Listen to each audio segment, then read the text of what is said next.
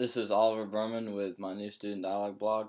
Today I went to a New Student Dialogue workshop and it talked about the body image. First off, a dialogue is when two or more sides work together for a common understanding. In dialogue, personal experience is a key avenue for self-awareness and political understanding. Also, dialogue, you explore identities and differences, and they're key elements in both the process and the content of exchange.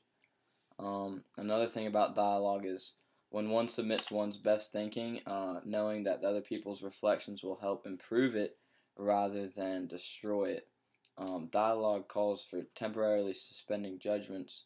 Also, dialogue reveals assumptions and biases for reevaluation. Dialogue causes introspection on one's own position. Another thing about dialogue I learned was that when one listens to the other side in order to understand, you find the meaning and the point of connection, and dialogue involves a real concern for the other person and seeks not really to alienate or push them away from it, but yet speak with what is true for oneself. In dialogue, one searches for strengths in the other's oppositions rather than trying to put the other person down. The dialogue creates an openness to learn from mistakes and biases. Another thing that in dialogue, emotions help deepen understanding of personal, group, and intergroup relationship issues, as we discussed today. Dialogue works to uncover confusion, contradictions, and paradoxes with an aim to deepen understanding.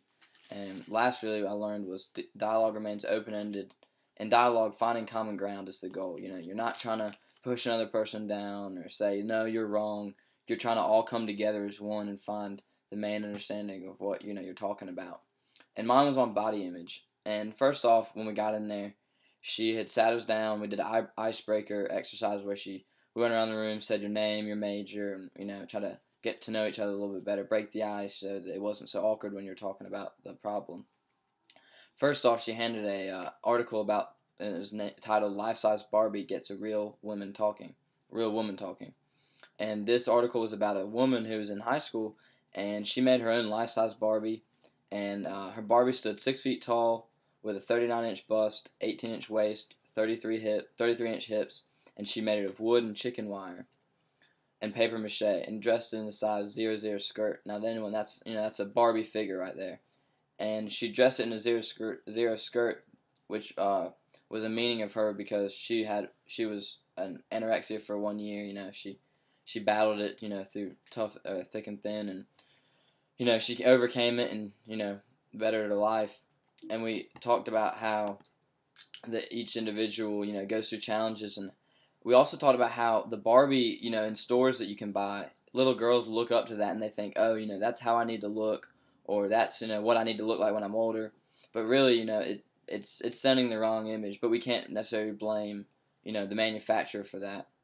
And we talked about how in different cultures, you think you're brought up differently, how obesity is an issue, and how some people, like for an example, we talked about how in like China, how some women, they try to have a lighter skin color because it means that they stayed inside more, they're more wealthy, whereas if they had darker skin, they were out in the fields, out labor intensive work, trying to make a living. But it showed that they're trying to stay away from their natural body image. Another exercise we did was a timeline on how we valued our life, and how in elementary school, middle school, and high school and present, how do we feel about ourselves and our body or image. And I pretty much put for elementary school to middle school, I wasn't really worried about my image. In high school, it became, kind of a bigger deal. You're trying to make friends, and, you don't want people to look at you a certain way. And then you also talk about how when you look back at it, do you have any, regrets? But I really didn't. And then in present, I also talked about how in college I felt like, body image really isn't that big of a deal. People go to class in pajamas and sweatpants, and it's not a big deal. You just roll out of bed and go to class. You feel like you're your own self in college and everything. Some of the questions on Blackboard were there active voices in your dialogue? Yes, there were active voices in my dialogue. Everyone played a key role in it. No one really just kind of sat in the corner and did nothing. We all were involved. We did an exercise actually where we had to draw what we thought the perfect man was. For guys, it was a little difficult, but for girls, they kind of helped us out and told us what we needed to draw. What role did I play? That was pretty much the role I played in my dialogue. I, told them what needed to be done, or, what to draw. Another question is, do you think dialogue is a component of Library 100? Yes, I definitely do. I think I learned a great deal about what it was. Going into this, I didn't know, what a dialogue was. And do you see a dialogue as a useful tool in your university experience?